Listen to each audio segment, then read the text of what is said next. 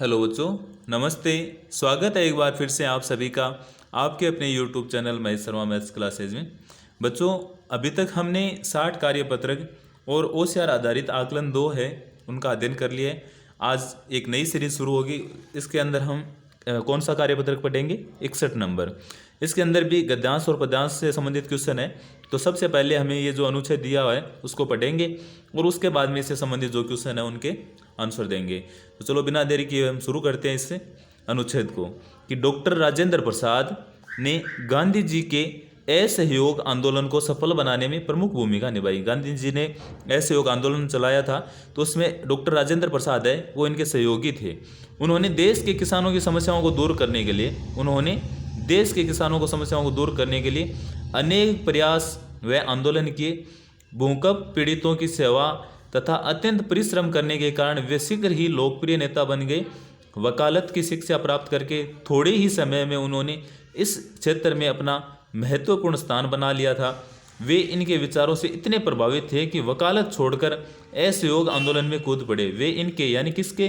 गांधी जी के विचारों से इतने प्रभावित थे कि वकालत छोड़कर असहयोग आंदोलन में कूद पड़े। ये ही आगे चलकर भारत के प्रथम राष्ट्रपति कौन बने थे? डॉक्टर राजेंद्र प्रसाद है वो प्रथम राष्ट्रपति बने थे। भारत के स्वतंत्र भारत के प्रथम राष्ट्रपति कौन बने थे? डॉक्टर राजेंद्र प्रसाद। ये अनुच्छेद था। इससे संबंधित आप यहाँ जो क्वेश्चन दे रखे हैं उनके आंसर देने हैं। पहला क्वेश्चन है कि डॉक्टर राजेंद्र प्रसाद किसके विचारों से बहुत प्रभावित थे? तो किसके विचारों से प्रभावित थे? गांधी जी के। तो हम यहाँ लिख सकते हैं डॉक्टर राजेंद्र प्रसाद है वो महात्मा गांधी जी के विचारों से प्रभावित थे।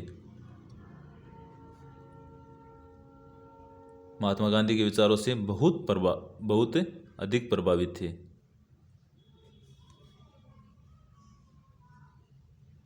कौन प्रभावित थे? डॉक्टर राजेंद्र प्रसाद। उसके बाद में दे रखा है कि राजेंद्र प्रसाद किन कारणों से लोकप्रिय नेता बन गए। किन कारणों से बने थे? एक तो वो किसानों की समस्याओं को दूर करने के लिए अनेक प्रयास व आंदोलन किए। एक भूकंप पीड़ितों की सेवा तथा अत्यंत परिश्रम के कारण। तो हम यहाँ लिख सकते हैं कि किसानों और भूकंप पीड़ितों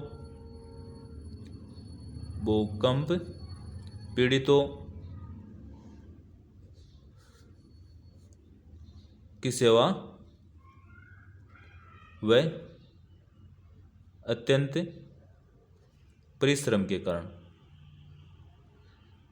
परिश्रम के कारण क्या बन गए थे? वो लोकप्रिय नेता बन गए थे। उसके बाद राजेंद्र बाबू ने वकालत क्यों छोड़ी? वकालत किस लिए छोड़ी थी? वो असहयोग आंदोलन के लिए। तो हम यहाँ लिख सकते हैं कि गांधी जी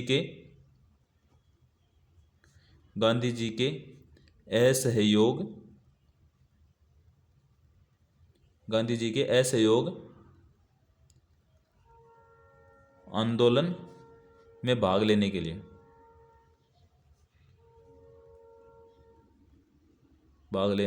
हेतु। उसके बाद में दे रखा है कि भारत के प्रथम राष्ट्रपति थे। तो कौन थे? डॉक्टर राजेंद्र प्रसाद। तो हम यहाँ लिख सकते हैं डॉक्टर राजेंद्र प्रसाद कौन थे? भारत के प्रथम राष्ट्रपति थे। उसके बाद में परिश्रम का समानार्थी शब्द है कि वो क्या करते थे? बहुत ज़्यादा परिश्रम करते थे। तो हम यहाँ लिख सकते हैं मेहनती,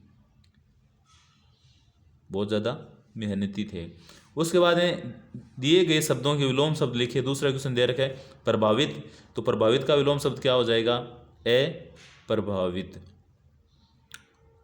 उसके बाद में कि सहयोग का क्या हो जाएगा? असहयोग। उसके बाद में लोकप्रिय, तो हम क्या बोल सकते हैं? अलोकप्रिय।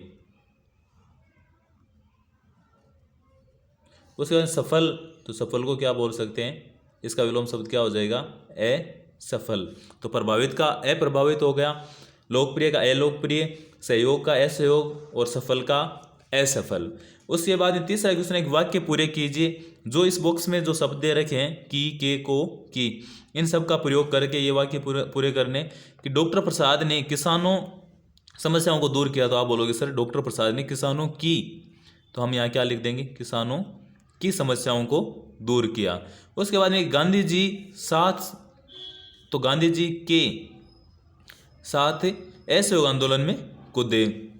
उसके बाद में उन्होंने भूकंप पीड़ितों को बहुत सहायता की या की बहुत सहायता की, तो उन्होंने भूकंप पीड़ितों की बहुत सहायता की। उसके बाद में आंदोलन को सफल बनाने में उनकी, देखो यहाँ था ना आंदोलन को, तो हम यहाँ क्या लिख देंगे, आंदोलन को। और आज का अंतिम क्वेश्चन है कि यदि आपको देश का राष्ट्रपति बनने का मौका मिले तो आप क्या क्या नया काम करना चाहेंगे, कोई 2 कार्य संक्षिप्त में लिखिए।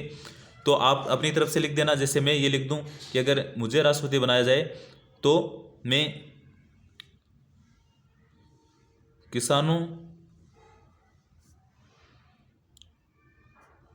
को उचित फसल मूल्य या किसानों की सहायता करूंगा, फसल मूल्य दिलवाऊंगा। उसके अलावा देश में शिक्षा व्यवस्था है, शिक्षा व्यवस्था में सुधार